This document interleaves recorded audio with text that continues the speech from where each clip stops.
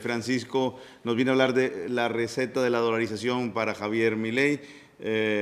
Francisco tiene mucho en su bagaje para poder decir algo con solvencia acerca de este tema. Primero porque es economista, después porque no se ha quedado solo en las cátedras, es director del grado de Administración de Empresa de la Universidad de las Hespérides, pero ya digo, como pocos economistas, se ha dedicado a enseñar y además de enseñar a ir a la calle, al mundo real y a ver cómo funcionan las cosas. Hasta el punto de que ha trabajado en la banca, tanto en el mundo financiero en Ecuador como en Wall Street, donde ha podido ver diferentes arreglos monetarios, cómo funcionan y cómo no funcionan a veces. Conocí a Francisco en el año 99, cuando él, comentando la situación del Ecuador, decía que la única solución posible al caos monetario que vivía Ecuador en aquel momento era una dolarización. Claro, una dolarización, dicho ahora, suena algo arriesgado. Dicho entonces, cuando no había ejemplos de dolarizaciones, pues sonaba a algo un poco de lunático, ¿no? Pero él estaba convencidísimo de que eso se podía hacer, de que se podía lograr una dolarización y que además era la única solución que podía sacar al Ecuador de la situación caótica en la que se encontraba. Y así fue, con el apoyo del Instituto Ecuatoriano de Economía Política de la gran Dora de Ampuero, pues montaron una serie de reuniones y trazaron un plan para lograr lo que luego sería pues, la primera dolarización exitosa, que fue la dolarización de Ecuador. Además, Francisco dedica una buena parte de su tiempo a acciones que yo llamaría acciones filantrópicas, y la más importante de ellas en este momento es tratar de lograr que Galápagos, en un proyecto que él lidera que se llama Galápagos para Todos, que Galápagos no solo conserve su belleza natural, sino que además crezca y se desarrolle, analizando pues cuáles son las problemáticas particulares de las islas en general y de las Islas Galápagos en concreto. Así que, sin más, les dejo con Francisco para que nos hable acerca de la receta de dolarización que él propone para Argentina. Gracias, Francisco. Bueno, hola a todos, gracias por estar aquí. Qué bonita introducción de Gabriel. Ciertamente fue una experiencia maravillosa para mí poder ser parte de la primera experiencia mundial de un país que voluntariamente entrega su moneda. Este era un paradigma que ciertamente no se había hecho antes, entonces era algo absolutamente loco y radical. Me decían, ¿cómo va a entregar la gente su moneda? ¿Estás tú loco? Y le decía, bueno, tal vez sí, pero es algo que está basado en los principios de la libertad, la propiedad privada, y adicionalmente en la justicia, y eventualmente la gente entendió. Fue un proceso extremadamente interesante y voy a compartir con ustedes poco de eso porque hoy día vamos a hablar de la dolarización. Y este es un estudio que publicamos con John Greenwood y Steve Hanke en noviembre del año pasado, donde hemos, evidentemente, planteábamos la dolarización y el cierre del Banco Central de Argentina, y como hemos visto en las últimas semanas, ya finalmente se están aplicando un par de las medidas que nosotros planteamos en este paper en noviembre. Desgraciadamente no han aplicado todavía la dolarización, pero sabemos que nunca es tarde para poder hacerlo. Entonces, entremos en materia. Lo primero que quiero decirles es que, como pueden ver, Milton Friedman no era un enemigo de los tipos de cambio fijo y más bien era muy amigo y muy partícipe de que los países con muy baja institucionalidad deberían adoptar una moneda extranjera. Como pueden ver aquí, él abogaba por que países como Argentina, la mejor política sería unificar la moneda con un país desarrollado, obviamente el dólar, y que esto eliminaría la discrecionalidad del Banco Central. Ahora, miren ustedes, la discrecionalidad del Banco Central es algo que muchas veces asusta, pero 1 de cada 3 países actualmente no tiene política monetaria independiente. Esto incluye, claro está, a la zona euro. Si habláramos de regiones, por ejemplo, como Hong Kong, Entonces sería un poquito diferente el número, pero como pueden entender, Hong Kong es una economía bastante avanzada y grande y adicionalmente ha funcionado toda su vida sin discrecionalidad monetaria. Entonces, lo importante de ver aquí es que no debemos tenerle miedo ni pensar que es algo completamente innovador eliminar la discrecionalidad del Banco Central. De hecho, hay muchos estudios que indican que los países sin discrecionalidad monetaria tienen una mejor disciplina fiscal que los países que mantienen bancos centrales.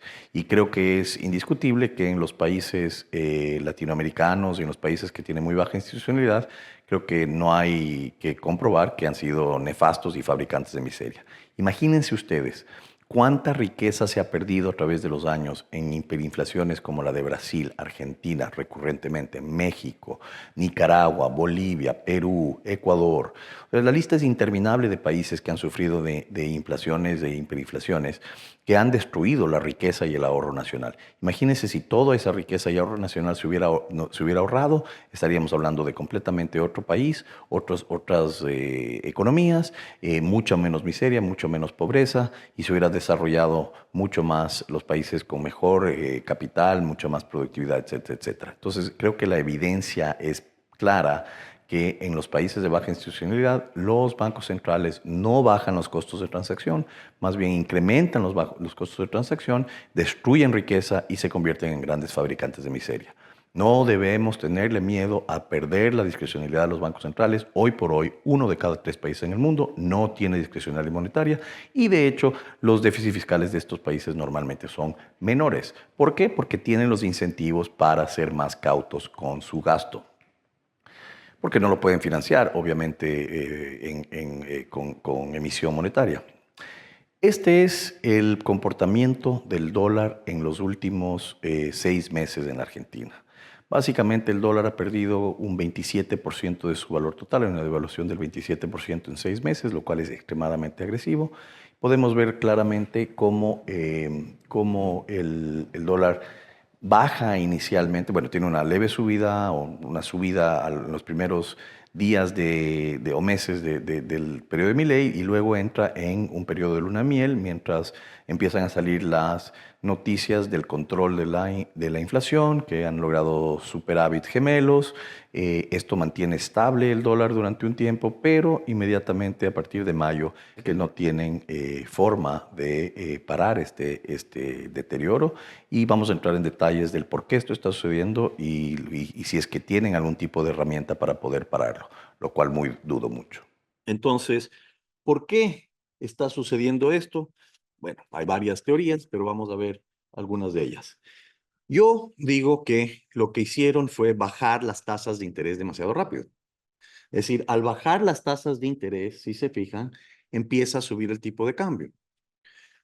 Esto es parte, creo yo, de la sobreconfianza que tenía Caputo de que las cosas estaban funcionando tan bien, que lograron calmar el déficit, entonces podían bajar las tasas de interés muy rápidamente. Lo cual me gusta, no estoy a favor de tasas de interés altas. Sin embargo, al insistir en mantener el peso, tenían que tener tasas de interés altas. ¿Para qué? Para atraer a la gente, para que exista demanda del peso. Ahora, curiosamente, quiero que vean algo. Ellos están de acuerdo en que sí hay elasticidad en el dinero, sí hay un cambio en la demanda del dinero de acuerdo a la tasa de interés, en el peso. Sin embargo, mantienen una tesis diferente en el dólar, lo cual para mí es inconsistente y es quizás la razón por la cual no han dolarizado hasta el día de hoy. Entonces, sigamos. Esto es lo verdaderamente preocupante. Esto ya ni siquiera es base monetaria, son billetes en circulación y cómo han crecido los billetes en circulación. Recordarán que esto era lo que decían que no iban a hacer nunca. Bueno, desgraciadamente las condiciones económicas no te dejan. Es decir, han incrementado los billetes, no solo la base monetaria. Y esto realmente es lo único que nos importa a los dolarizadores. Porque lo único que necesita reemplazar para dolarizar una economía, el único acto físico para dolarizar una economía es reemplazar los billetes y monedas en circulación. No necesita reemplazar la base monetaria, no necesita reemplazar todos los depósitos bancarios. Los depósitos bancarios y los encajes bancarios y los otros pasivos del Banco Central o pasivos en general en la economía se convierten contablemente. No es necesario tener suficientes dólares para reemplazar el M2 o todos los pasivos. Lo único que hay que convertir físicamente, retirar físicamente, son los billetes en circulación.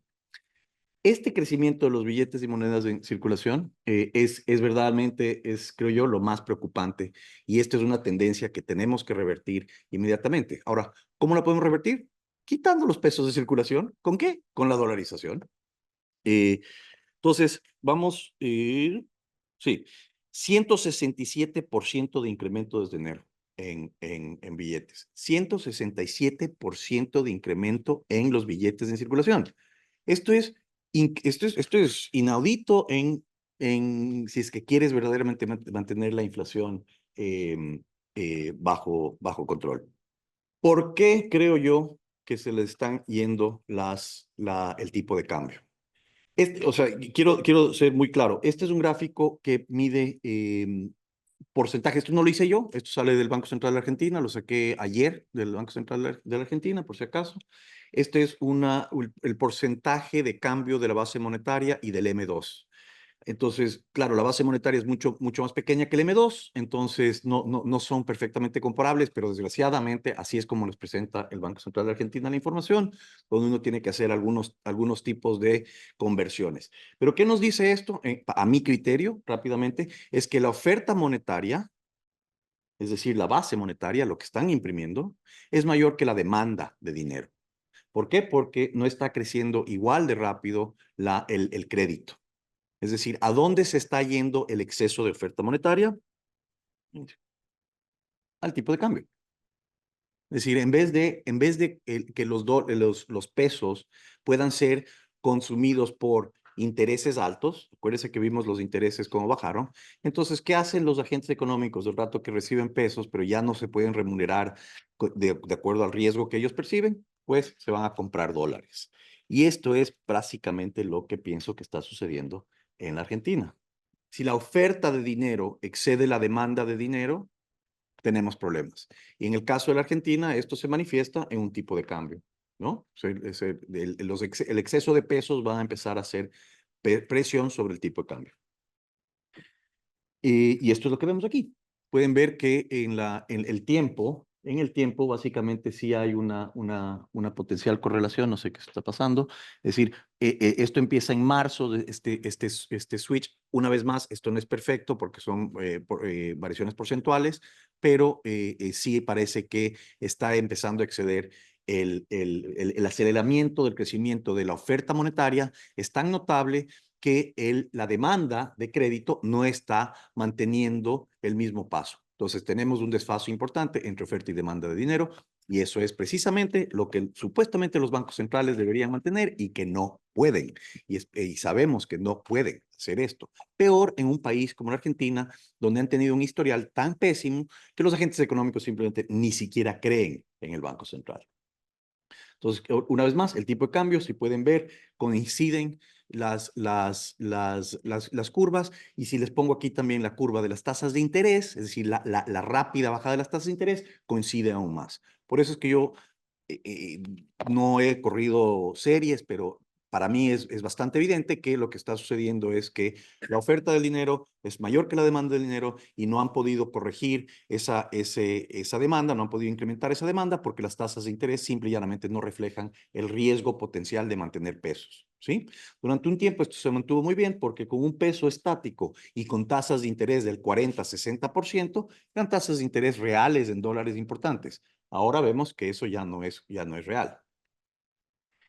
Entonces, aquí vemos la evolución de las reservas. Una de las cosas interesantes de las reservas es que parece que ya se han básicamente estabilizado. A pesar de haber comprado, el Banco Central ha comprado efectivamente 15.000 millones de dólares, el incremento es mucho menor, como pueden ver en las reservas brutas totales. Solo han incrementado 42% desde enero. Eh, la reserva monetaria en Argentina no crece al ritmo que están queriendo, o sea, a pesar de los 15.000 millones. Ahora, no parece que están vendiendo reserva monetaria todavía para tratar de bajar el tipo de cambio. Sin embargo, eso va a suceder. No hay banco central que vaya a dejar que simple y llanamente flote, flote, flote, flote, porque no les gusta la devaluación. Ahora, esperemos que sí. Esperemos que deje que flote libremente y vamos a ver hasta dónde se va el tipo de cambio argentino. Lo que pasa es que si dolarizarían, entonces eliminarían las expectativas de expectativas futuras de devaluación e inflación y en consecuencia podrían reducir las tasas de interés significativamente, ¿no? Ok, esto es, creo yo, ya vamos entrando en materia. Estos son los depósitos en moneda nacional y en moneda extranjera que tienen, o sea, este es el índice de liquidez de la banca, básicamente. Como podemos ver en moneda nacional y en moneda extranjera, la banca es hiperlíquida. ¿Por qué? Porque no lo coloca en créditos, porque no hay crédito en una economía hiperinflacionaria. ¿Qué hacen los bancos en una economía hiperinflacionaria? Simple y llanamente se dedican al arbitraje con el Banco Central. Colocan el dinero más barato de los depositantes en un banco central para ganarse la diferencia. ¿Dónde está la productividad en eso, en la economía? Cero. No hay productividad. Es una economía es completamente especulativa. Pero les hago hacer una anotación porque esta es la nueva receta para mi ley que estamos queriendo sacar con Steve Hanke, que es el siguiente paso y muy interesante, creo yo, que aquí tienen la primera primicia. Fíjense el porcentaje de moneda extranjera que está encajada en el Banco Central. Es decir, entra un dólar al sistema financiero argentino, inmediatamente tiene que entrar al Banco Central por ley. Si no dejan que los dólares circulen, ¿sí? Están absolutamente atrapados. Los dólares los tienen atrapados. Cuando los que lo quieren argentinos, lo que quieren los argentinos son dólares. Ahora, en pesos que no están atrapados, los argentinos, ¿qué están haciendo? Están intermediando con el Banco Central, creando y manteniendo tasas, o sea, alimentándose de tasas de interés extremadamente altas. El momento que bajaron las tasas de interés, los argentinos bajaron, si ven, ahí también, no se ve bien en esta gráfica, pero sí ha habido una baja en los pasivos remunerados del Banco Central, pero no están entrando en crédito, no están entrando en el sector productivo, están simple y llanamente empujando el tipo de cambio para arriba. Eso, manténganlo en mente porque es algo muy importante para nosotros. ¿Qué piensan los argentinos que va a suceder? ¿Qué piensan los argentinos por qué no dolarizan generalmente? Lo primero que quiero que aquí se fijen es la diferencia entre el azul y el verde, las columnas azules y verdes. La azul es las reservas brutas, las reservas totales que contabiliza el Banco Central. El verde es las reservas luego de que se pague toda la base monetaria. Es decir, con tal de que el verde esté por encima, hay más que suficientes dólares para retirar todos los billetes en circulación. Y recordarán que estaba diciendo que lo único que se necesita para realizar una economía es retirar los billetes y monedas en circulación. El resto de los pasivos, monetarios o no monetarios, de la economía se convierten contablemente. Es decir, no está 100% monetizada ninguna economía en el mundo. Lo único que se necesita para dolarizar una economía es sustituir el circulante, los pesos o lo que sea, por dólares. Y ahí se dolariza la economía porque el resto de la economía se dolariza contablemente. Entonces, con tal de que tengamos una relación positiva en las reservas brutas, la dolarización es más que factible. De hecho, muchos teorizamos que ni siquiera necesita suficientes reservas brutas para poder dolarizar una economía. Les voy a dar el argumento. Dentro de las reservas argentinas hay un swap con la China por 18,000 millones de dólares. Entonces, en este gráfico he considerado el swap como si es que el momento que la Argentina diga, vamos a dolarizar, los chinos en el siguiente día dijeran, págame mis 18,000 millones de dólares. Lo cual tendría muchas implicaciones, porque adicionalmente dispararía un cross default con otro acreedor, que es el Fondo Monetario Internacional. Pues si China hiciera eso, que sería un acto político, sería muy, muy difícil no decirle al Fondo Monetario, defiéndeme de este acto político porque de lo contrario entro en default contigo. Y el desfase que tendría que dar el Fondo Monetario es menos de lo que ya le está ofreciendo la Argentina. Entonces, las posibilidades de dolarizar, aún si es que el swap chino de 18,000 millones es hecho exigible en un solo día, es perfectamente factible. Entonces, la barrita naranja es las reservas sin el swap chino. Y la última barra sería cuál es el resultado final de retirar la base monetaria. Si es que no hay el swap chino, habría, aquí podemos ver, un pequeño déficit. Ahora, ¿nos preocupa este déficit? ¿Nos preocupa una reserva neta negativa? Pues no.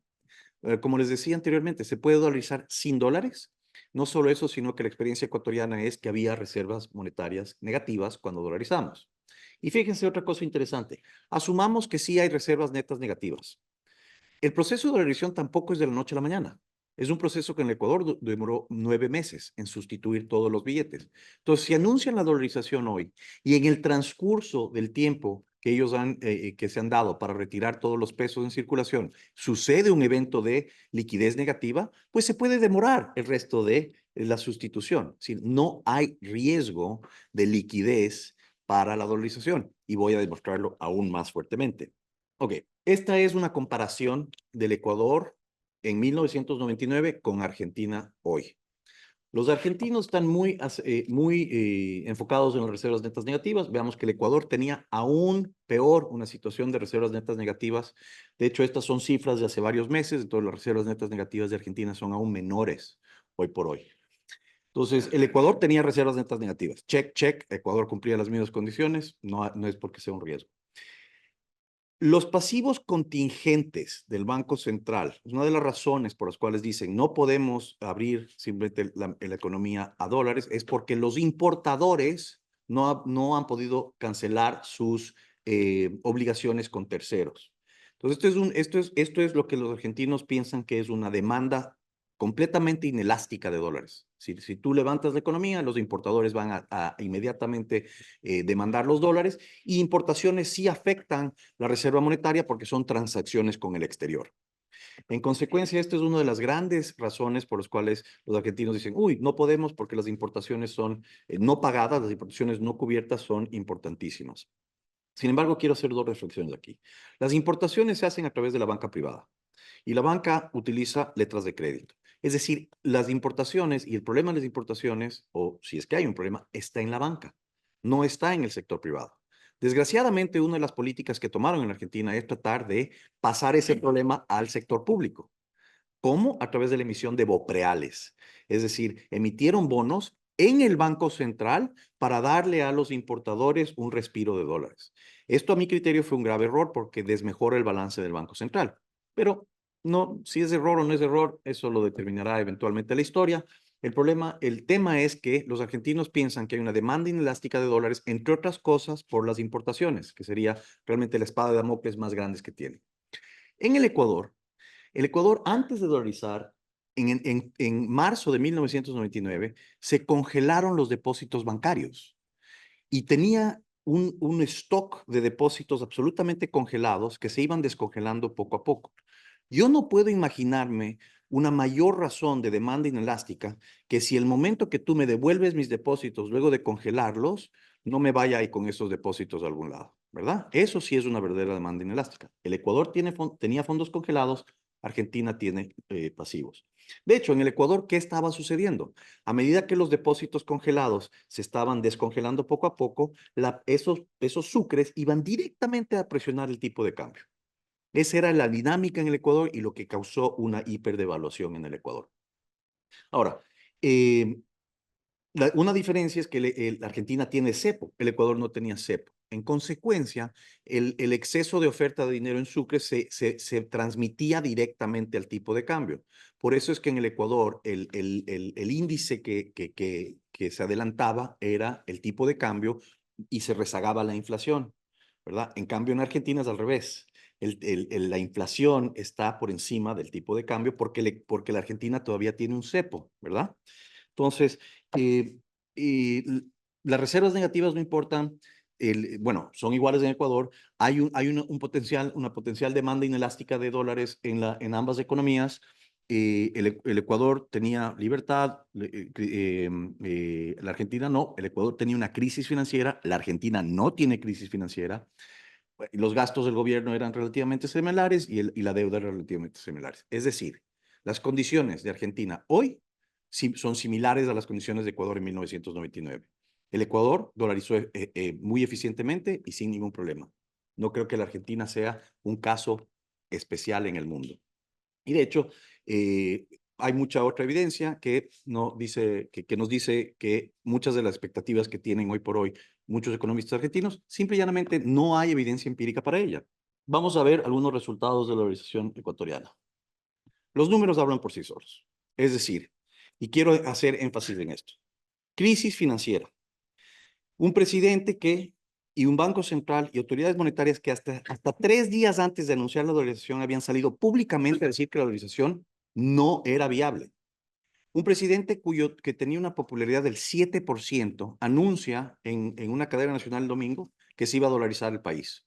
7% de credibilidad. 12 días más tarde, ese mismo presidente es derrocado. Si no existía nada que verdaderamente sustente una dolarización. Sin embargo, 3 días más tarde del anuncio de la dolarización, las tasas de los pasivos remunerados, los bonos de estabilización monetaria, bajaron del 91% al 9% en una semana. Las tasas interbancarias bajaron del 151% al 25%. Imagínense ustedes cuánto ahorraría la Argentina del déficit si pudieran bajar las tasas de interés, como le están tratando de hacer, sin presionar el tipo de cambio.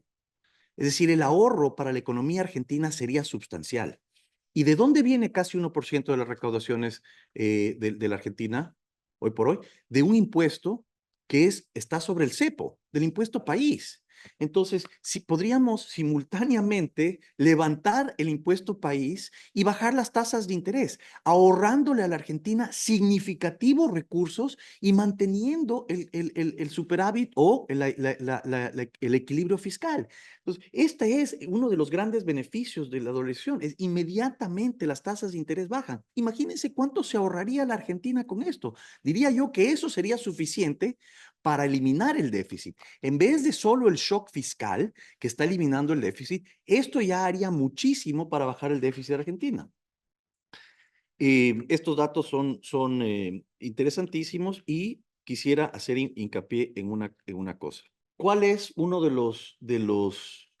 las razones, les había dicho, por las cuales los argentinos no dolarizan? Porque piensan que los dólares van a salir volando de la economía. Vimos que los encajes en dólares son altísimos. Entonces, si bajan los encajes, tienen el miedo que van a salir volando los dólares. Hoy por hoy los encajes del sistema financiero en Argentina son 8.3 mil millones de dólares. Vimos que tienen 26 mil millones, menos 18 o 29 mil millones, menos 18, te sobran 11. Es decir, podrías pagar todos los encajes si tuvieras que hacerlo. Sin embargo, si es que todos los encajes de un sistema financiero tienen que ser pagados por el Banco Central, ya no tienes sistema financiero. Si el menor de tus problemas sería que que tengas que pagar los encajes al 100%. Pero si tú bajas los encajes, incrementas la oferta de dólares en la economía y podemos testear si es que verdaderamente es súper inelástica la demanda. Si no tienes que bajarlos a cero. Pero ahorita tienes un nivel de casi 89%, según lo que vimos. Si lo bajas de 89% al 60%, ya podemos testear la tesis de que los dólares son inelásticos. Esta es la propuesta que estamos haciendo. Es decir, comprobemos si es que están en lo correcto en su apreciación de que no se puede levantar el cepo porque hay una demanda inelástica de dólares. Lo podemos hacer con un muy bajo costo y con más que suficientes reservas. Y si comprobamos que lo que decimos todos los que hemos participado en una dolarización o procesos similares a nivel mundial, si comprobamos que lo que empíricamente ya hemos comprobado en todos los procesos y similares, que no es como dicen que puede ser, entonces tendría que cambiar su cronograma de levantamiento del cepo. Lo único que está manteniendo alejada la dolarización es la percepción de que se van a ir los dólares y en consecuencia no hay suficientes dólares en la economía. Comprobemos eso. Lo podemos hacer con un muy bajo costo y deberían bajar los encajes. De hecho, si piensan dolarizar o piensan en una competencia de monedas, no puedes tener una disparidad de encajes entre la moneda nacional y la moneda con la cual vas a competir. Esos encajes tienen que converger. De lo contrario, no estás poniéndolos en igualdad de condiciones.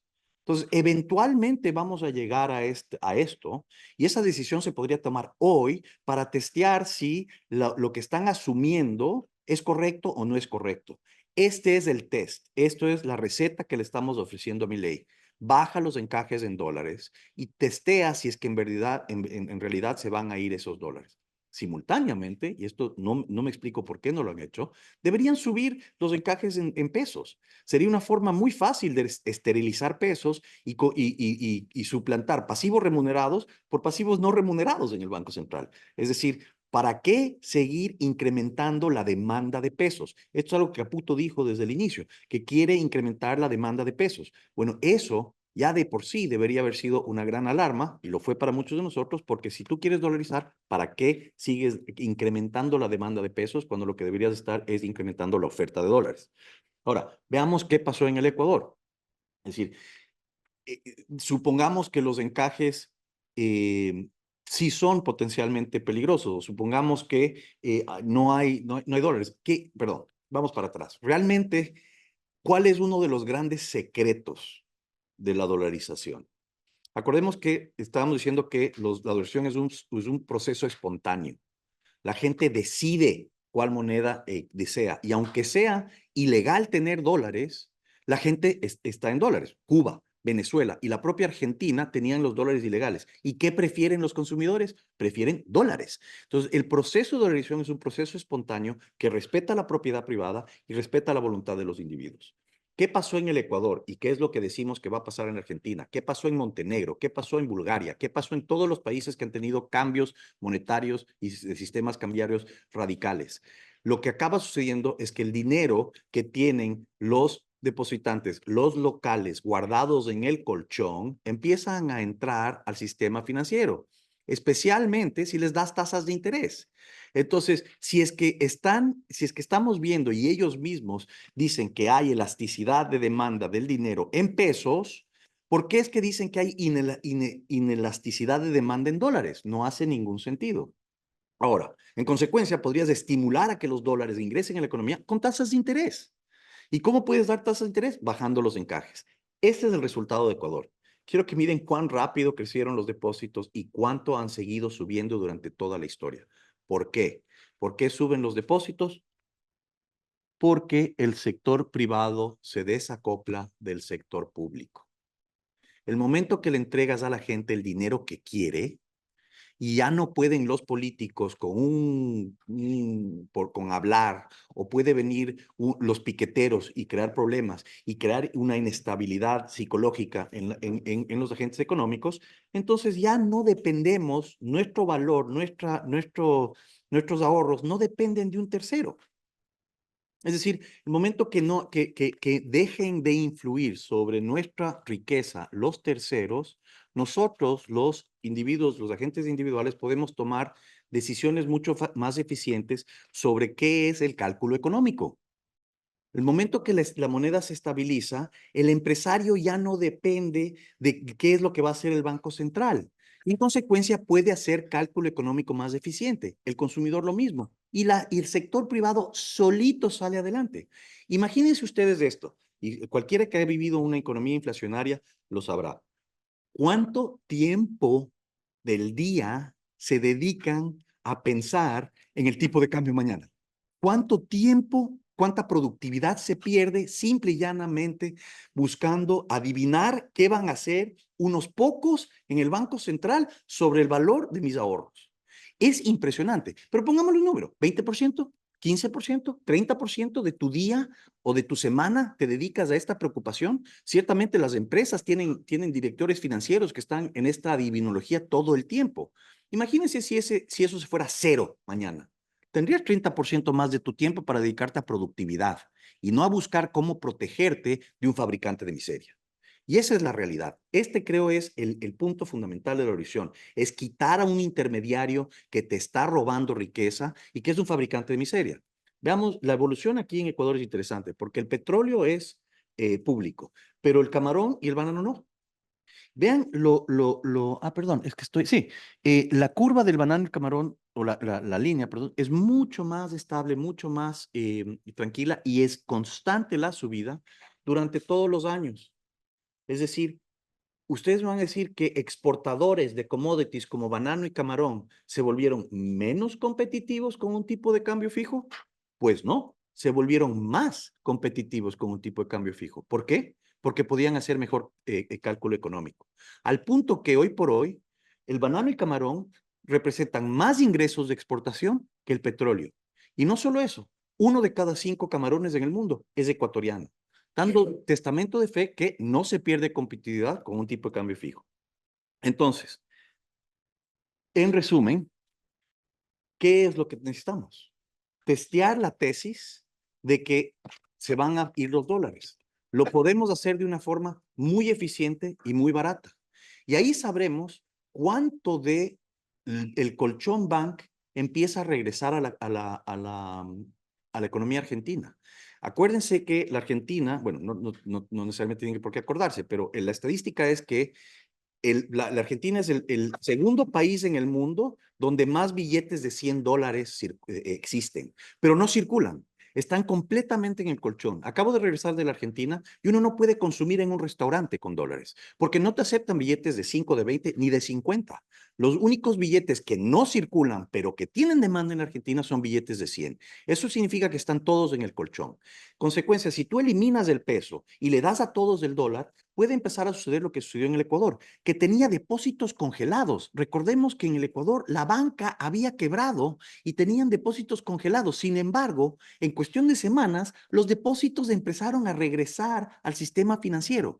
Si esto sucede en Argentina, si entran al sistema financiero 250.000 millones de dólares que se estima están en depósitos afuera del sistema bancario, pero físicos por argentinos, entonces tendríamos un éxito.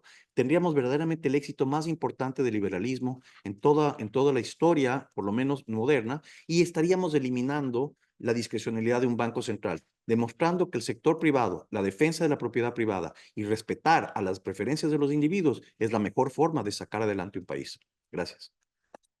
Muy bien, muchísimas gracias, Francisco. Tenemos ahora un tiempo para hacer preguntas, no necesariamente preguntas, reflexiones, comentarios, para abrir una discusión que es de lo que se trata, ¿no? Por eso estos eventos le llamamos Food for Thought, porque la idea es que la presentación del invitado pues sea la base sobre la cual podamos tener una conversación posterior y por supuesto también le llamamos Food for Thought porque luego tendremos para los que están aquí en persona pues comida Ya de veras. aquí para poder continuar también la conversación mientras comemos. Hola Francisco, gracias por la charla. Yo la pregunta que tengo es, dentro de las posibilidades que tienes tú de saber el por qué la Argentina o Milei no ha hecho esto todavía. Si es más un miedo que tienen ellos o es que realmente Milei no puede tomar la decisión unilateral, necesita del apoyo de otra parte que está en contrario. Es una buena pregunta. Felipe Bosch, uno de nuestros estudiantes, yo creo que es más el miedo. Y esto es porque he hablado directamente con muchos economistas, o sea, están convencidos absolutamente que hay reservas negativas y que eso te impide una dolarización. Sin embargo, sí, o sea, no es una decisión unilateral porque tendrían que tomar también medidas monetarias. Sin embargo, las autoridades monetarias están perfectamente alineadas con mi ley. En el caso ecuatoriano, las autoridades monetarias no estaban alineadas con mi ley, de tal forma que cuando el presidente Maguad anunció que iban a dolarizar, en el mismo anuncio dice que él le pide a las autoridades monetarias que ellos tomen voluntariamente esa decisión, pero que está perfectamente listo para reemplazarlas mediante un acto de Congreso. Y de hecho, el lunes, o sea, el siguiente día después de hacer el anuncio, él manda al Congreso una convocatoria extraordinaria con el único punto del orden del día, que es reemplazar las autoridades monetarias. En el caso de la Argentina no habría eso. Ahora, hay mucha discusión si habría que haber unos cambios constitucionales o no, pero la realidad es que tú puedes hacer un cambio monetario y puedes mantener el peso vivo sin que realmente circule si es que hace una variedad de cosas. De hecho, una de las cosas que dice mi ley es que quiere eliminar el Banco Central y dejar el peso vivo porque eso es más consistente con la competencia de monedas. Si haces eso, el peso va a dejar de existir en corto plazo. Mi crítica a ese tipo de medidas es que solamente estás demorando lo inevitable. Y al demorar lo inevitable, el sector privado paga un costo que te lo puedes evitar rápidamente. Entonces, pienso yo, y por eso es que mi planteamiento ha sido, es que podemos testear la tesis de que, de que los dólares se van a ir por la puerta lo más rápidamente posible, que estoy convencido que ese es el punto que no les deja continuar con una dolarización. Sí, soy Ignacio Delfino. Mi pregunta iría, bueno, ante todo una reflexión. Me parece que el argumento más convincente de la dolarización es el desacople del que hablas tanto, Francisco, en las entrevistas que has tenido, sobre todo en Argentina, que te he seguido. El desacople que se da entre la situación política, la emisión monetaria, el déficit, el endeudamiento y la situación del privado, digamos, del mercado privado. Ese es el argumento más convincente para adoptar la dolarización, ¿no? Como un esquema válido. Ahora estoy pensando en las debilidades del proceso de dolarización. Por ejemplo, en shocks externos. Ante la inexistencia de una autoridad monetaria, no se puede devaluar. Entonces, es posible que ante una devaluación del real, por ejemplo, de otras monedas de economías vecinas, pueda existir una pérdida de mercados de muchas empresas argentinas ante tal falta de competitividad y en relación, digamos, en términos relativos, en relación con empresas extranjeras. ¿Cuáles serían las medidas, digamos, las medidas complementarias que se deberían adoptar en este contexto de dolarización? Estoy pensando también en una posible crisis financiera y liquidez, por ejemplo, de la banca comercial argentina. ¿Cómo podría, al no existir una autoridad monetaria, un banco central de la República Argentina, cómo podría solucionarse el problema de la liquidez? Entonces, yo compro la idea de la dolarización, evidentemente. Son argumentos más sólidos que el hecho de no dolarizar. Pero bueno, hay otras alternativas como es competencia de moneda, banca Simons, es decir, pero al fin y al cabo son soluciones en teoría muy bonitas, pero a la hora de implementarse, como la banca Simons, por un lado la banca de inversión y por otro lado la transaccional, el encaje del 100%, es difícil de adoptarse, ¿no? No solo eso, sino que dejas en completa desventaja a tu sistema monetario versus la competencia. Es decir, la banca offshore no tiene 100%, en consecuencia no serías absolutamente competitivo y tendrías, o sea, ¿para qué? ¿Para qué hacerte menos competitivo si es que puedes ser igual de competitivo? Pero vamos viendo tus puntos. Primero, yo pienso que la eliminación de un prestamista de última instancia es absolutamente bueno para una economía. Es decir, los bancos, además, viste la liquidez que ya tiene. Sí. El Ecuador, la banca ecuatoriana es extremadamente líquida también y es self-policing. Sí, la inexistencia de un prestamista de última instancia elimina el riesgo moral. Entonces, para mí, eso es un gran positivo. En el Ecuador no hemos tenido una crisis financiera en 25 años. Ese es el periodo de estabilidad monetaria más largo de la historia ecuatoriana. La dolarización ha superado también a la constitución más larga del Ecuador. En consecuencia, es una estabilidad, un sistema muy popular, 89% popular, que se autorregula muy, muy bien. Ahora, el tema de la devaluación, la competitividad por devaluación. Mi punto es muy simple ahí y después voy a hablar con experiencia empírica. Mi punto es que yo no creo que la gente se hace competitiva haciéndose más pobre. Es decir, eso no es para mí un argumento válido, tampoco es un argumento moral, ¿verdad? Porque lo único que haces es transfieres la riqueza del trabajador al exportador. Entonces, para mí eso no es un argumento absolutamente válido. Ahora veamos la experiencia empírica. El Ecuador exporta 1 de cada 5 camarones el día de hoy. Guatemala también tiene un tema de revaluación de tipo de cambio. Costa Rica tiene un problema de revaluación de tipo de cambio. ¿Por qué digo problema? Porque la volatilidad es un problema. Pero si es que el tipo de cambio revaluado determinaría tu competitividad, entonces Guatemala y Costa Rica estarían en gravísimos problemas. Y adicionalmente, el acoplamiento con la política monetaria externa. En la crisis de 2008, de la crisis financiera de los norteamericanos, de la banca norteamericana, del dólar, más allá que hubo un flight to quality al dólar en todo el mundo, sí hubo una contracción económica en los Estados Unidos. Los únicos dos países en Latinoamérica que crecieron fueron Panamá y Ecuador, países dolarizados. Entonces no hay evidencia empírica de esto, no hay evidencia empírica de que tú estás adoptando la política monetaria norteamericana y en consecuencia tu eliminación de discrecionalidad te va a hacer menos competitivo, para nada.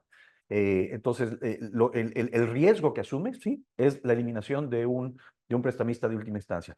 Pero eso sería la condición bajo free banking, eso sería la condición bajo otros diferentes esquemas que a mí me parece una buena condición. Hola, soy José María Grisolía.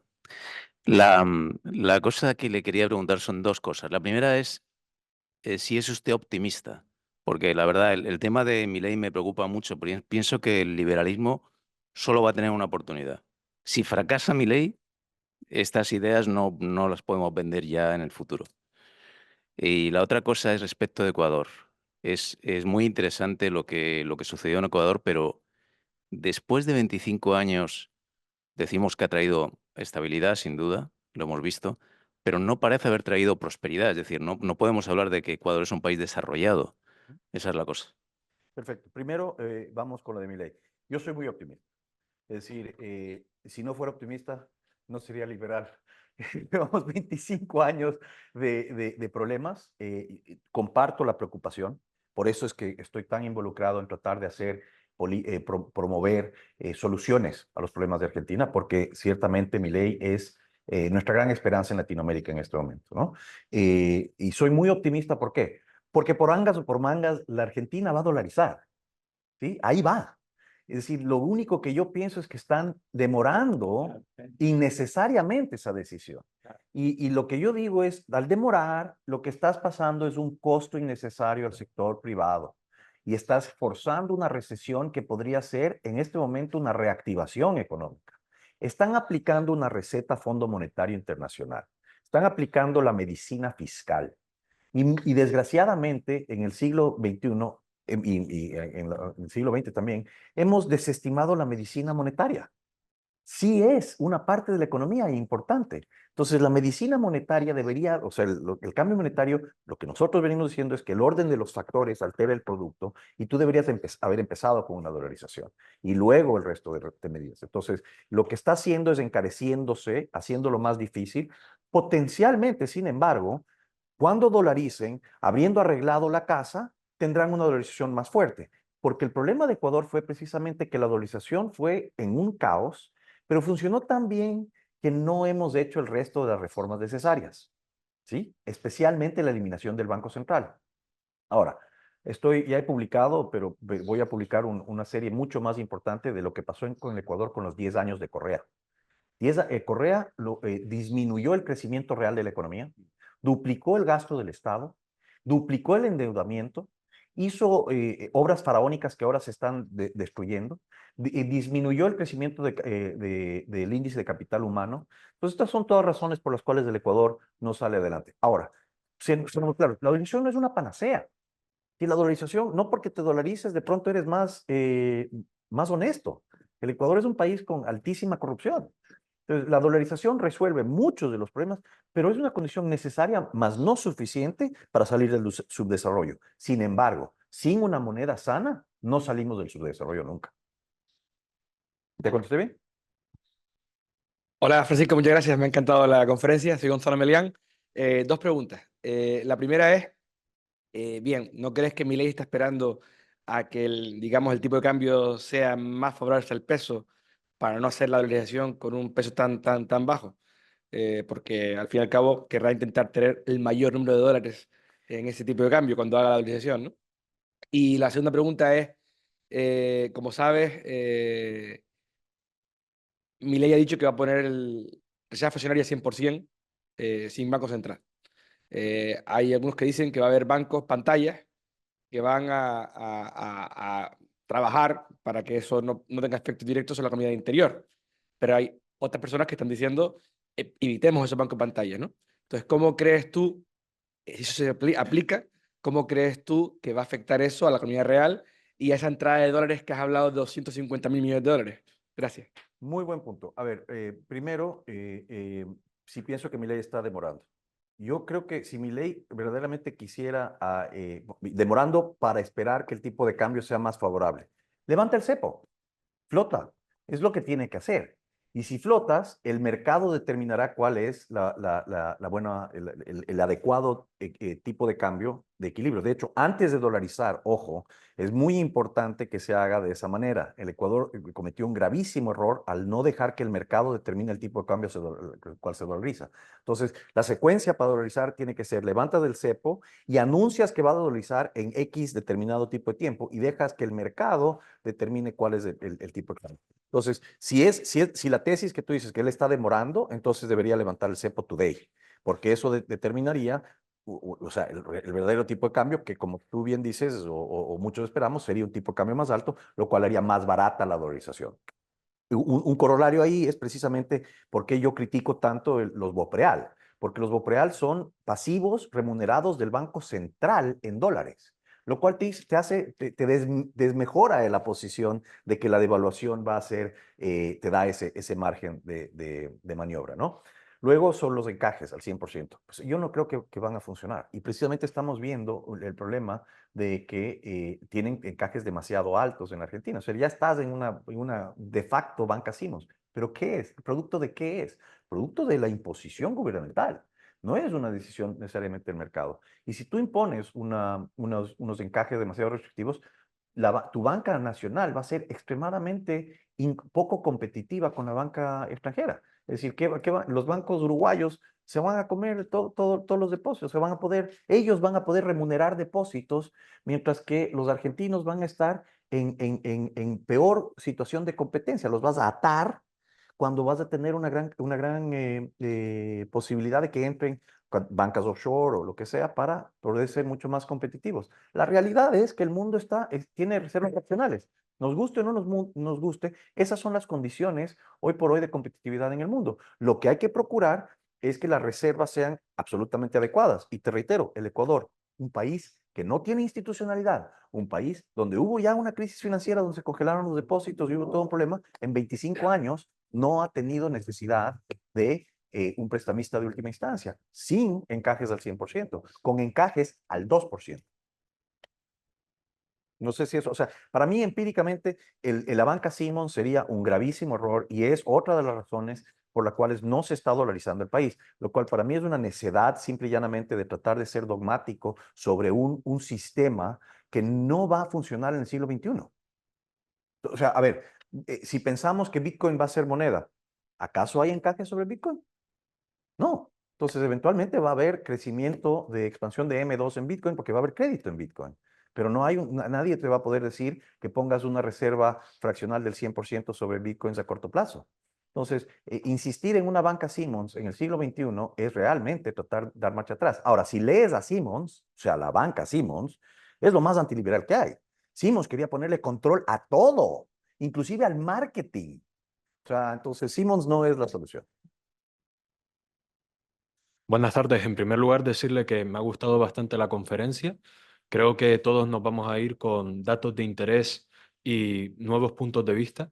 Yo quería preguntarle que durante la exposición, cuando mostró las gráficas del aumento de los billetes y monedas en circulación, a mí me sorprendió bastante. Yo no era conocedor de esas cifras porque creo que es conocido entre todas las personas que hay aquí que mes tras mes el gobierno argentino ha mantenido las cuentas del Estado en superávit. Y eso me conducía a mí a pensar que hay menos necesidad de, de imprimir nuevos billetes y ponerlos en circulación. Y vemos que en mayo hay una gran subida de estos billetes. Increíble. Entonces, si el Estado está en superávit, ¿de dónde viene esa necesidad imperante y bastante considerable de imprimir, de La razón poner en es, circulación nuevos billetes? te reitero, no he hecho un absoluto análisis todavía, pero para mí es muy evidente que es la reducción en los pasivos remunerados del Banco Central. Es decir, los bancos ya no están siendo remunerados, ya no les están dando una tasa de interés que compensa el riesgo de mantener pesos y en consecuencia están diciendo, dame mis pesos. Y no tienen ninguna otra forma de sacarlos del Banco Central que monetizarlos. Entonces es una reducción de los bancos porque precisamente se sobreconfiaron y bajaron las tasas de interés demasiado rápidamente. Pero yo digo que ¿para qué bajar las tasas de interés en pesos cuando podrías haber dolarizado y bajado las tasas de interés de toda la economía? Es decir, este es el tema. Ellos, o sea, es el típico micromanaging. Es decir, se están metiendo en estos problemas porque piensan con la fatal arrogancia de que verdaderamente pueden saber dónde está la oferta y la demanda del dinero. Este es el problema fundamental de los bancos centrales. Estamos dándoles demasiado poder a 2 o 3 individuos que piensan que verdaderamente tienen más conocimiento que todo el mercado. Entonces, el rato que cometen un error, ese error es fatal. Puede ser fatal para toda la economía. Entonces, mi tesis es, bajaron las tasas de interés demasiado rápido, los bancos dijeron, esto no me remunera el riesgo, dame mis pesos para tratar de convertirlos en dólares y eso está empujando el tipo de cambio para arriba. Entonces, y ahí está, o sea, se te fueron todas las ventajas que tenías. Muchas gracias. Hola, soy José María Yasso y quería hacerte una pregunta porque al principio casi que nos diste un consejo. No teníamos que tener miedo a la eliminación de los bancos centrales. Bien, hasta ahí incluso puedo estar de acuerdo, pero todo después se dirige hacia la dolarización, y en este caso de la dolarización con respecto al dólar estadounidense. ¿Esto no sería crear una dependencia de la Reserva Federal estadounidense en tanto en cuanto que sería el Banco Central norteamericano? Eso por un lado. Y después el riesgo de que mientras más países en el continente americano, o fuera, pero en este caso en el continente americano, vayan dolarizando sus economías, ¿no sería centrar todo el poder económico de un continente en un solo potencial como podría ser la Reserva Federal estadounidense? Muy buen punto y déjame darte dos respuestas. La primera es que ya estamos ahí. Es decir, el mundo está dolarizado. Te voy a leer una cita de Gita Gopinath del Fondo Monetario Internacional sobre unos papers que ella hizo hace rato. Y por cierto, Bob Mundell, al cual tuve el placer de conocer y vino al Ecuador, decía siempre, the benefits of a world currency would be enormous. ¿Sí? Porque eliminaría los costos de transacción entre países. Imagínate, o pongamos el caso de que los Estados Unidos son 50 entidades políticamente independientes en una unión monetaria. Entonces, dependen el intercambio entre ellos es mucho más fácil porque tienen una unión monetaria. Pero lo interesante de esta cita de Gita Gopinath es la importancia del dólar a nivel mundial hoy. Con lo cual te digo, el dólar es sistémico. Entonces, pensar que queremos desligarnos de una moneda sistémica es verdaderamente, o sea, es bonito pensarlo, pero no lo vas a poder lograr. Gita Gopinath dice en uno de sus papers que la cantidad de dólares, el porcentaje del dólar como moneda de facturación es 4.7 veces su participación en intercambio físico de bienes. En el caso de la India, quizás uno muy interesante, solo el 5% de las importaciones de la India vienen de los Estados Unidos, pero el 86% de sus importaciones son facturadas en dólares. Es decir, el dólar ya es hegemónico y no vamos a poder deshacernos de ello. Entonces, sí, adoptar el dólar le da más poder al Fed, solo que en realidad la Argentina y el Ecuador y Panamá afectan muy levemente ese incremento sobre la demanda marginal de dólares a nivel mundial. ¿Sí? Más aún, no creo que habría necesariamente un incremento de la demanda porque la demanda ya existe. Acuérdate de los 250,000 millones que ya están en la Argentina. Entonces, el tema, supongo, a dónde vas es, le estamos entregando más poder a otro banco central. Es decir, no es una entidad mucho más eficiente que otras. Bueno, sí lo es. Es un proveedor de un servicio. Es como que en el país tú lo que quisieras es tercerizar una institución a un proveedor más barato, más eficiente y más barato. O sea, el mejor proveedor de monedas en el mundo hoy es el dólar. Entonces, ¿por qué no deshacerte de tu intermediario ineficiente y adoptar y tercerizar tu producción de moneda y tus monedas a un tercero? Ahora, lo que toca es muy interesante y es el futuro de la dolarización. Sobre algo que estoy escribiendo, pero realmente como el tema ahorita es dolarizar, tenemos que ver a dónde va a ir todo el dólar. Tienes razón, si es que ¿qué va a pasar? Entonces, yo soy de la tesis que el dólar tiene un privilegio exorbitante, como decía Valerie Destin, y es un privilegio que es un problema mundial. Yo sostengo que los países tenemos que dolarizarnos por varias razones. Primero, para ser eficientes, pero también para eliminar ese privilegio. Yo creo que el sistema monetario actual es el riesgo más importante para la supervivencia de la humanidad. Mucho más importante que los problemas ambientales que vamos a ver que se desarrollan a través de cientos de años. Pero si no corregimos los errores del sistema post-Bretton Woods, vamos a acabar en un conflicto que puede acabar a la humanidad. Por eso para mí es tan importante trabajar en estos temas monetarios. Entonces, ¿cómo eliminamos un privilegio exorbitante? Democratizándolo. Es decir, pasando todos al dólar, ya no va a haber ese privilegio. Todos tenemos el dólar. Esto requeriría cambios de cómo está estructurada la Reserva Federal Norteamericana, que ya está estructurada de una forma en que hay varios banquitos centrales en diferentes regiones. Entonces, no es extrapolar demasiado en que podríamos seguir creciendo las áreas de la Reserva Federal Norteamericana, por ejemplo, para tener una representación latinoamericana, una representación asiática, y de tal forma que tengamos una moneda global. Ahora, claro, nuestros amigos hiperliberales me van a querer matar, pero la realidad es que hoy ya usamos la moneda dólar a nivel mundial. Sin embargo, los Estados Unidos, al ser hegemónico políticamente en poder proveer esa moneda, se está haciendo de muchos beneficios que no tenemos, que no comparte. El señoraje que recibe los Estados Unidos por esto, por tener 86% de la facturación de las importaciones de China, de India, simple y llanamente está traduciendo riqueza de los países más pobres hacia un país muy, muy rico. Y esa es otra de las razones por las cuales creo que arreglar el sistema monetario es imperativo para la supervivencia del ser humano en la Tierra. ¿Te contesté bien? Sí, perfecto. Gracias. Voy a repetir. Una pregunta de orden coyuntural. Las razones que ha dado Milei a la hora de abocarse por seguir con el cepo, no sabemos hasta cuándo, si es hacia finales de mes o hacia... No, ya dijeron que, que en la etapa 3. Exactamente. Cuando sea. Él dice que en realidad tendrían que limpiar, esterilizar los pasivos remunerados. Ahora ha hecho los ha pasado a la órbita del Tesoro, del Banco Central al Tesoro, ha limpiado al Tesoro, ha esterilizado el Tesoro, al Banco Central para que pueda realizar sus funciones. Y una de las razones que da es que si quita el cepo y luego viene la dolarización, se pasaría a un salto cambiario que echaría por tierra todos los trabajos que vienen haciendo de disminución de la inflación, del déficit fiscal y demás. Entonces, el argumento por el cual, es un argumento político, enteramente político, por el cual no quiere acabar con el cepo en la actualidad. Okay. ¿Cómo ves esa argumentación? ¿La ves sólida? No, creo que estás... quisiera que tal vez me la vuelvas a azar, pero si estoy entendiendo bien, el cepo y el impuesto país hoy día le dan 1% del PIB.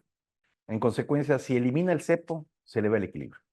Creo que eso es una de las razones por las que ahora ha anunciado que va a bajar el cepo y ya bajó el país, lo van a bajar importantemente. Entonces, qué bien, ¿no es cierto? El país ya no va a ser 1% ya no va a ser una amplia recaudación. Pero en general, sí, a ver, tal vez me puedes reexpresar tu pregunta para ser un poquito más clara para yo poder atender más. Y me da la sensación que está primando las cuestiones políticas en Milei a la hora de no querer cerrar el cepo, no querer eliminar el cepo, porque Milei ha hecho un ajuste del 30% del gasto público, ha logrado un 4% de media de tasa de inflación mensual, y entonces, eliminando el cepo, lo que haría es que todo el mundo correría a comprar, a transformar esos pesos al dólar y generaría un salto cambiario, que lamentablemente esto no se va a poder evitar, porque si se hace, tal vez cuando la brecha estuvo un 8%, un 10%, se tendría que haber eliminado el cepo y dolarizado. Hace 3 meses. Hace 3 meses estábamos con una brecha del 10%. Actualmente tenemos una brecha del 57%, 50 y pico por ciento. Es verdad que los exportadores tienen, con el dólar blend, 80% oficial y 20% en contado con liquidación, una ventaja. Pero lo que digo yo es que está primando, me da la sensación en Milei, en no eliminar el cepo, unas cuestiones que son de carácter no económicas, que son cuestiones políticas, ¿no? Hemos hecho un trabajo increíble, estamos bajando la tasa de inflación, va a haber tasa de inflación bajando a lo largo de los meses, y eliminar el cepo va a echar por tierra todos los trabajos que veníamos haciendo. No lo va a echar por tierra, pero sí tienes un punto interesante, que es otra vez la respuesta a Felipe. Es decir, la única razón que yo veo para mantener el cepo es porque tienes miedo que se van a ir los dólares. Porque si quieres verdaderamente tener una competencia de monedas, vas a tener que flotar el peso. Claro. Es decir, no vas a poder evitar esa situación. Entonces, flotes mañana o flotes pasado, no te hace ninguna diferencia. Sin embargo, si bajas los encajes significativamente en dólares y cambias la relación del stock monetario, de M general, entre una mejor equilibrio entre cantidad de dólares y cantidad de pesos, muy posiblemente esa devaluación potencial levantando el cepo sea mucho menos grave. Ah. Por eso es que esto, lo que nosotros estamos proponiendo, yo no veo por dónde hay problema. Ahora, creo que tienes absolutamente la razón en que es una posición política, pero creo que también pasa por este riesgo percibido que no es correcto. Porque yo pregunto, ¿cuál es el riesgo de levantar el cepo hoy? ¿Qué es? ¿Qué es lo que le impide de levantar el cepo?